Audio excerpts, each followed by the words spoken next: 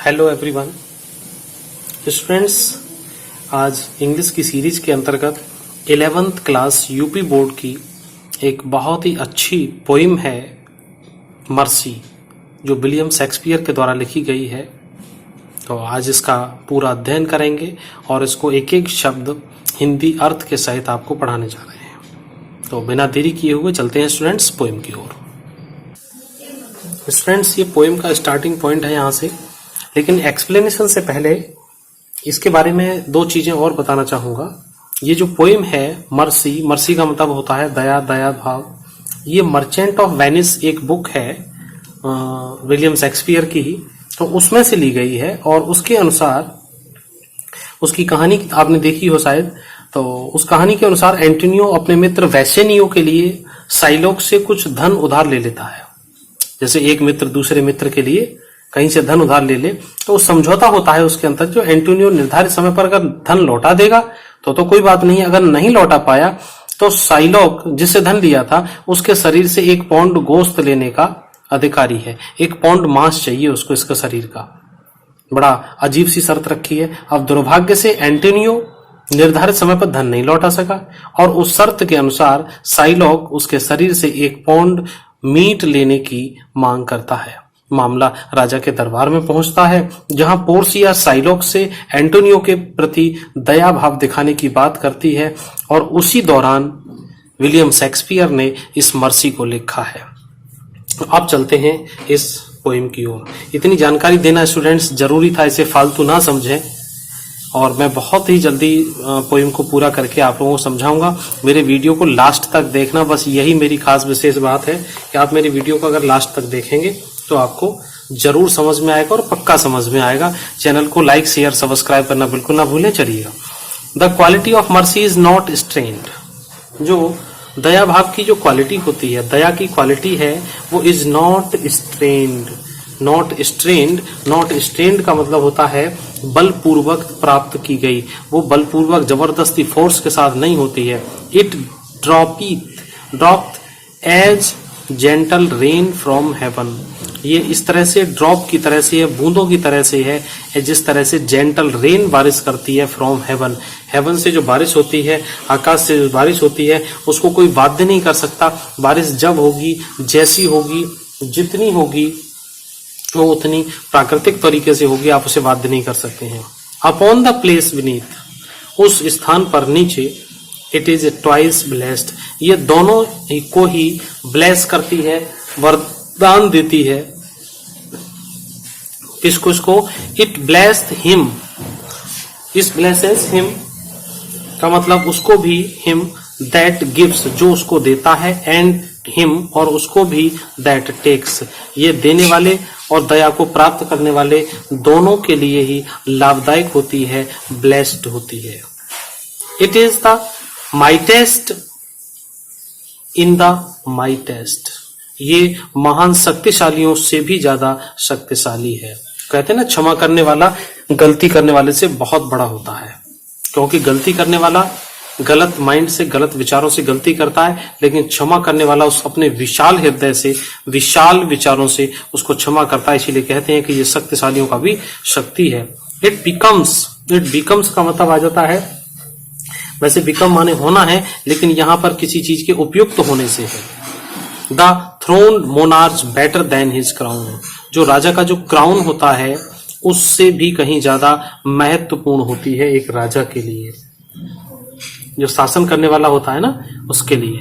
Throne monarch का मतलब राजा को, बेटर देन हिज क्राउन, इस दोनों पूरे का मतलब एक राजा से है जो शासन करने वाला है। बेटर देन हिज क्राउन, उसके क्राउन से, क्राउन का मतलब उसके मुकुट से भी ज्यादा शक्तिशाली होती है, ज्यादा गुणों वाली होती है। हिज सेप्टर, जो राजा होता है उसका जो सेप्टर का मतलब होता है राजदंड। सोज मन दिखाता है, द फोर्स, राजदंड जो है वो फोर्स दिखाता है of temporal power. Temporal power का मतलब कहिएगा जो सांसारिक शक्तियां होती हैं, ये टेम्परेरी से ही टेम्परल पावर है, जो अस्थाई है। क्योंकि जो जमीन का राजा होता है वो अस्थाई तो है, 50-100 साल शासन कर लेगा, उसके बाद तो नहीं कर सकता। अब तो खैर 5-5 साल का शासन है, जो पुराने समय की बात है। टू एट्रीब्यूट टू एव द मैजेस्टी। एट्रीब्यूट का मतलब होता है ये वो प्रतीक है। टू ऑ का मतलब होता है भय का, एंड मैजेस्टी उस शासन की, भय की ये प्रतीक होता है। Wherein doth sit the dread and fear of king। जो राजा का डर होता है, जो राजा का डर होता है उससे भी हम लोग डर लगता है, उसके व्यवहार से डर लगता है। जो राजा होता है डोथ सिट, सिट का मतलब जो राज सिंहासन पर बैठा हुआ है उसको भी, उसकी विशाल शक्ति से भी डर लगता है। तो ये कहता है कि इन सब चीजों से डर होता है, लेकिन जिसके अंदर ये गुण होता है मर्सी का, वो सबका प्रिय होता है, उसका पृथ्वी पर एक अच्छा सुदृढ़ अधिकार हो जाता है। राजदंड के साथ साथ अगर मर्सी भी लगी हुई है, अगर दया भाव भी लगा हुआ है, तो राजा और ज्यादा अधिक सुशोभित हो जाएगा। आगे विलियम शेक्सपियर कहते हैं कि मर्सी इज एबव, जो दया है वो उससे कहीं ऊपर है। किससे? This sceptred away. Sceptred away का मतलब जो शक्ति के द्वारा प्रदर्शन करके जो राजदंड दिया जाता है, राजदंड के अंतर्गत राज की शक्ति मौजूद होती है, तो ये कहीं उससे ऊपर होती है। It is enthroned in the hearts of king.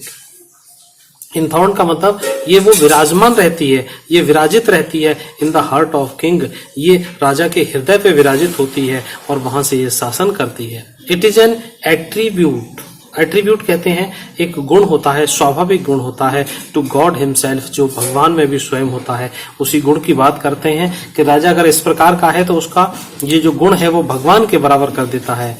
An earthly, और उस पृथ्वी पर पावर डोथ देन, जो पावर होती है, डोथ का मतलब यहाँ जैसे आजकल डू और डज है, उस समय डोथ चला करता था। Then show likest God's when mercy seasons justice. वो कहते हैं जहां सीजन का मतलब उसका, सीजन का मतलब उससे नहीं है ऋतुओं से, या सीजन का मतलब किसी उससे नहीं है, यहाँ मतलब है उस सॉफ्टनेस से, उस कोमलता प्रदान करने वाले न्याय से है। वैन मर्सी, जब जो दया होती है वो दया भाव के साथ जो न्याय दिया जाता है। एंड अर्थली पावर, और जो जमीनी पावर होती हैं, देन सो लाइकेस्ट गॉड, वो दिखाई देती हैं बिल्कुल गॉड की शक्ति की, गॉड की तरीके से दिखाई देती हैं। दोबारा इसको समझिएगा। And earthly power doth then show likest God's.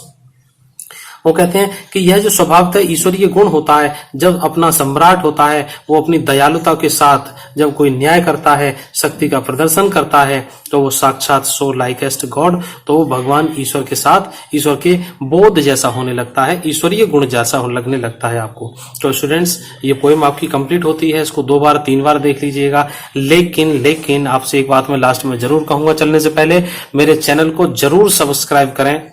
अगर आपको सब्सक्राइब करने में अटपटा लग रहा हो तो प्लीज मेरे 3 वीडियो जरूर देख लेना, कोई से भी। अगर आपको वीडियो में क्वालिटी लगती है आप जरूर सब्सक्राइब करें, अगर आपको क्वालिटी नहीं लगती है तो मुझे कमेंट बॉक्स में अवश्य बताएं कि वीडियो अच्छे नहीं है।